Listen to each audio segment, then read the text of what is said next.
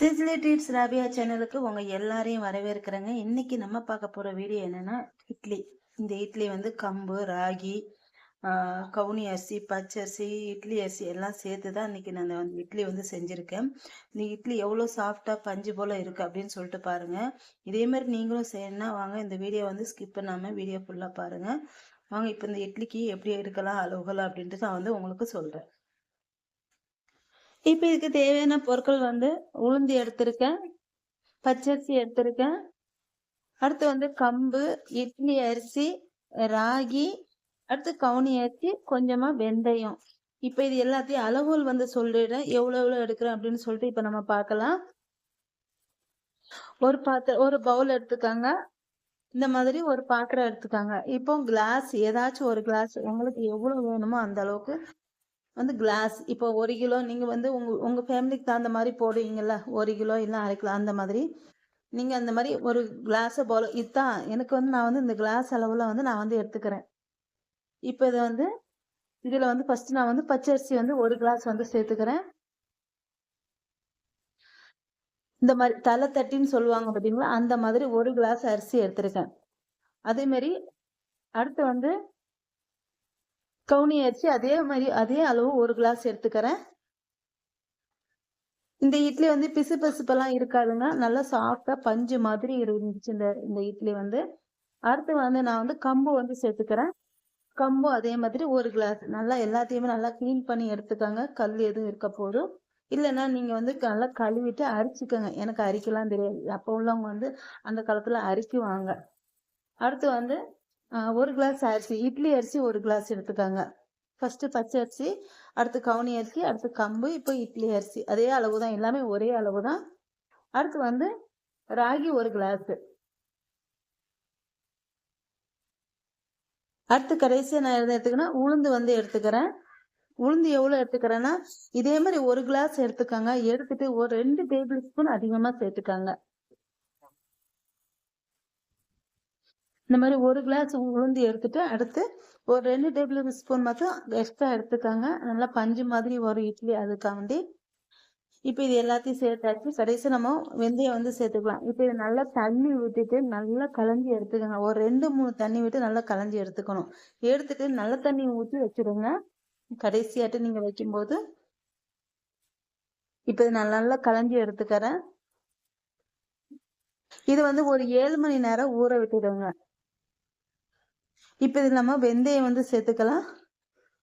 ஒரு 1/2 ஸ்பூன் வந்து வெந்தயம் சேர்த்துக்கோங்க. இப்போ இருக்கிறவங்க ஜவ்வரிசி சேர்த்துக்கலாம், அவல் சேர்த்துக்கலாம். நான் அந்த மாதிரி எதுவுமே சேர்க்கல. இதுலேயே இட்லி வந்து சூப்பராக நல்லா பஞ்சு மாதிரி வந்துச்சு. அதனால நான் வந்து அவல் ஜவ்வரிசி எதுவும் சேர்க்காம ஒரு 7 மணி நேரம் ஊற வச்சு எடுத்தாச்சு. இப்போ இதை எடுத்துட்டு இப்போ நான் வந்து மிக்சி ஜாரில் தான் நான் வந்து அரைக்க போகிறேன். இப்போ தான் அரைச்சேன். ஒரு நாள் பெரிய ஜார் எடுத்துக்கோங்க. அதுமாதிரி இதை அரைக்கும் போது நீங்கள் வந்து ஐஸ் வாட்டர் வச்சுக்கோங்க. ஏன்னா நமக்கு வந்து மிக்சி வந்து சீக்கிரம் சூடாகும். அப்போ வந்து மாவுல சூடு ஏறிச்சுன்னா இட்லி வந்து சரியா வராது. அதாவது கொஞ்சம் கல் கணக்கு ஆயிடும், கெட்டி ஆயிடும், இட்லி வந்து சாஃப்டா இருக்காது. அதுக்காண்டி கொஞ்ச நேரம் கொஞ்சம் தண்ணி வந்து ஃப்ரிட்ஜில் வச்சு எடுத்து அந்த தண்ணியை ஊற்றி அரைங்க. அப்போதான் இட்லி வந்து சாஃப்டா இருக்கும். ஹீட் ஏறிடுச்சுன்னா அந்த மாதிரி கல் மாதிரி ஆயிடும். அதுக்காண்டி தான் சொல்றேன். இதே மாதிரி நான் 3 பங்கா பிரிச்சு 3 டைம் நான் வந்து இதை நல்லா அரைச்சி எடுத்துக்கிறேன். இப்போ நல்லா நைஸா அரைச்சி எடுத்துக்கங்க.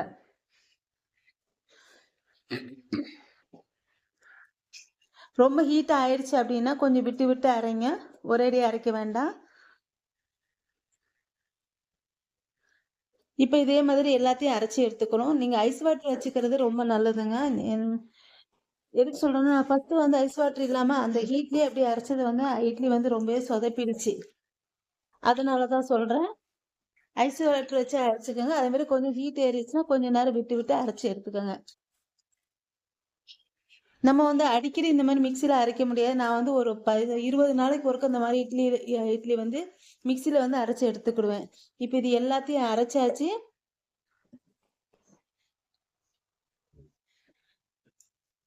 இப்போ அரைச்சி எடுத்துட்டு இதில் கொஞ்சமாக தேவையான அளவு உப்பு சேர்த்துக்கேன். உப்பு சேர்த்துட்டு நான் ஒரு நைட்டு ஃபுல்லாக வச்சிட்றேன். இது எப்படி வச்சுக்கிறேன் அப்படின்னா, நான் வந்து இது வந்து ஒரு காலைல ஒரு 10-12 மணி வாக்கில் நான் ஊற வச்சேன்.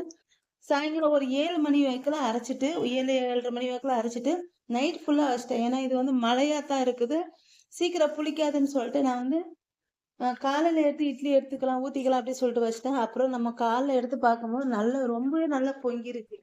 பொங்கி லைட்டா கீழே வந்து வடிஞ்சு இருந்துச்சு. இப்ப பாருங்க நல்லா பொங்கி நல்லா இட்லி மாவு வந்து நல்லா சாஃப்டா வந்திருக்கு பாருங்க. இந்த மாவு வந்து நல்லா அடிச்சுக்கங்க. நல்லா அடிச்சுட்டு அதுக்கப்புறம் நம்ம வந்து இதை வந்து இட்லி வந்து ஊத்தி வச்சுக்கலாம். நைட்டே உப்பு போட்டதுனால கொஞ்சம் புளிச்சிடுச்சுன்னு நினைக்கிறேன். உங்களுக்கு ரொம்ப புளிப்பு ஆயிடுச்சு அப்படின்னா ஒரு ஒரு ஒரு டேபிள் ஸ்பூன் சர்க்கரை போட்டுக்கோங்க மாவுல. நான் வந்து சோடாப்பே நான் வந்து சேர்க்க மாட்டேன், எப்பவுமே அப்படிதான். நான் புளிச்சிருச்சுன்னா கொஞ்சம் சர்க்கரை வந்து போட்டுக்குவேன்.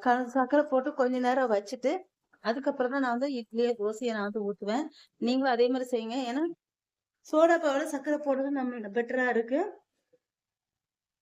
இப்ப நம்ம இட்லி தட்டுல ஊத்திடலாம். இப்போ ஒரு இட்லி தட்டி எடுத்துக்கோங்க. இதுல கொஞ்சமா தேங்காய் எண்ணெய் தேய்ச்சிட்டு ஒட்டாம வர்றதுக்காக வேண்டி இதை இட்லி ஊத்தி வச்சிடலாம் இப்போ.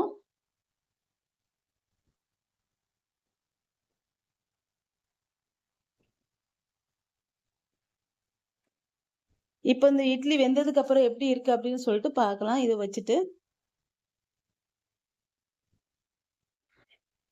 பாருங்க இட்லி எப்படி வந்துருக்கு பாருங்க. நல்லா பஞ்சா சாஃப்டா நல்லா இருக்கு. இட்லி வந்து நல்லா பந்து கணக்க வந்திருக்குது. நானே எதிர்பார்க்கல எந்த அளவுக்கு இட்லி சாஃப்டா வரும்னு சொல்லிட்டு. அந்த அளவுக்கு சாஃப்டா இருக்கு இட்லி வந்து. ரொம்ப சூப்பரா இருந்துச்சுங்க. கண்டிப்பா நீங்களும் இதே மாதிரி மெஷர்மெண்ட்ல நீங்க வந்து ஆரோக்கியமா வீட்டுல உள்ளவங்களும் இந்த மாதிரி இட்லி செஞ்சு கொடுங்க. ரொம்பவே சூப்பரா இருக்கும். என்னோட இந்த வீடியோ உங்களுக்கு பிடிச்சிருந்தா மறக்காம சப்ஸ்கிரைப் பண்ணி வச்சுக்கோங்க. அப்படியே ஒரு லைக் பண்ணி விட்டுடுங்க.